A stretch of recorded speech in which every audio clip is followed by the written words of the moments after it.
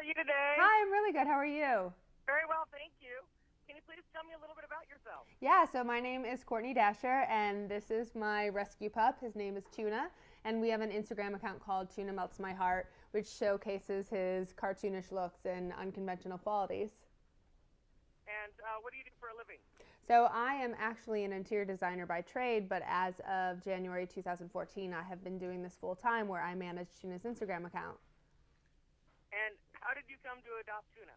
So I met Tuna at a farmer's market in Los Angeles in December of 2010, and he was a 4-month-old puppy at the time. And Tuna's known for his signature teeth. I'm not sure if you can see them right now, but at the time he did not have any teeth, and he just had flappy gums and an overbite, which was really funny. Now tell me a little about Tuna's personality. So Tuna has two personalities, actually.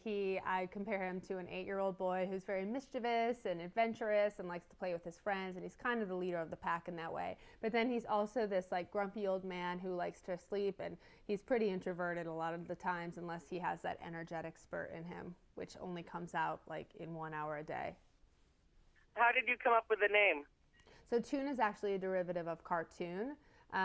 When I got him, he resembled Mr. Burns of The Simpsons, and I had friends that was calling him Bernie or Burns, and I knew that that's not what I wanted my dog's name to be, so I nicknamed him Toonie, and then that morphed into Tuna when my nephew at the time, who was 6, mistakenly thought that's what I was calling him, and I just thought it was the perfect name for him. It fits his personality so well.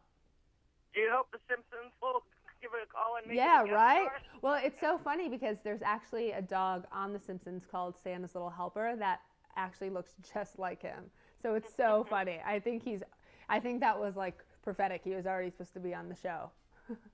Now, when did you decide to create social media accounts for your pet? So I decided to do that in November of 2011. Instagram was only about a year old at the time, and I did not want a social platform for myself. So I decided to create it for Tuna because he had a bunch of photos that I had been taking of him, and I knew that he would bring people a lot of joy and laughter. So that's how I started. And then I didn't expect to get this following, but now that we have it, we use it to bring people joy and laughter, and also use it to raise awareness for rescue. Now, when did you realize that Tuna was a moneymaker? If you have tips on that, let me know. Yeah, no, it's funny because, again, there is opportunities in this industry to make good money if you have like a social media influence. But I try and be very selective about what is in brand with what we do with Tuna. For example, right now I am teaming up with NextGuard to promote their new website called itsadog.com. And the website is amazing because essentially it's a pet gift registry where you can sign up for your dog, and then you can just select some essentials that you would need and then share it with family and friends. And so we do things like that where, you know, it kind of is it's a good fit, and we like to promote it. Now, what should people look for when they're looking to adopt a new pet? I try and encourage looking for animals that are unconventional because there are so many overcrowded shelters out there. And so if you can't rescue and adopt, then I would recommend fostering. But the chances are you're probably going to end up keeping them full time like I did with Tuna. I hear that's very commonplace. But it's also important to be prepared and to have the right resources, and also just make sure your house is dog proofed.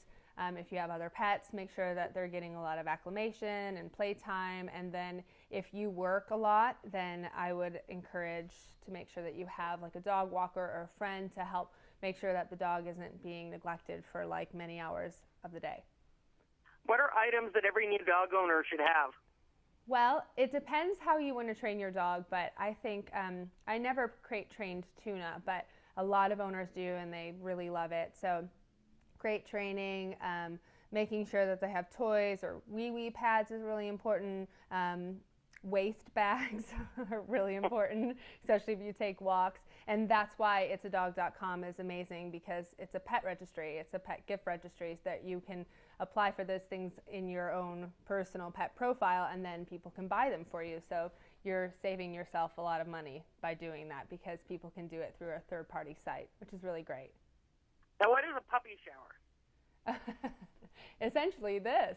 A puppy shower is like the pet gift registry. So instead of doing it all on your own, you can ask people in your life to help you with it. And with itsadog.com, you can actually right now through October, you can win a chance for $500 in prizes, which is amazing. But then also on the website, which is super cool, is that there's a lot of articles and different tips on how to acclimate a dog into the new home. So it's a cool resource that I recommend everybody checking out. What does Tuna like to eat? Popcorn and cheese as my leftovers, but he loves eating kind of anything that is for dogs. You give him a cookie or a treat, however you say it, and he will not be shy to take it from you. Now, where can people learn more about you and Tuna? So you can visit tunameltsmyheart.com, and we also have a travel account called thetravelingtuna.com, and then the Instagrams are tunameltsmyheart and then the Traveling Tuna. Now, which charities do you support? Oh my gosh, a lot actually. When I first started my Instagram account, I decided that I wanted to point a lot back to animal rescue because Tuna is one and I didn't know much about it. And at the time, I only knew of the big ones like ASPCA and HSUS, but I've also learned that there are so many small shelter groups out there that don't have a lot of resources and don't have a lot of exposure. So I've worked with big ones like Best Friends Animal Society, but I've also worked with smaller ones that are a little bit more independent, like the Cleveland APL is a good one that's local in the town that I'm from. And so I just always encourage people, look locally, because the big ones have a lot of support in a lot of ways, but if you really want to make a big difference, I think you can either support financially to a local shelter or volunteer your time or foster if you can. And adoption's the best. Where do you and Tuna live? Currently, right now, we are not living anywhere because we travel so often, so it doesn't make a lot of sense for us to be paying rent every month. But my husband is also British and just got his green card. So before then, we couldn't actually plan ourselves anywhere. But now we are looking to either move to Chicago or Boston or maybe even Atlanta because I've lived here before and I really love it. Now, what do you both like to do for fun? We like together or separately? Separately. That's a great question. So I'm very relational and I like to be with friends and I love good conversations. I love good dinners. I love going out and doing things. Tuna's my opposite. He's very introverted. He likes to sleep for fun. Oh. Yeah.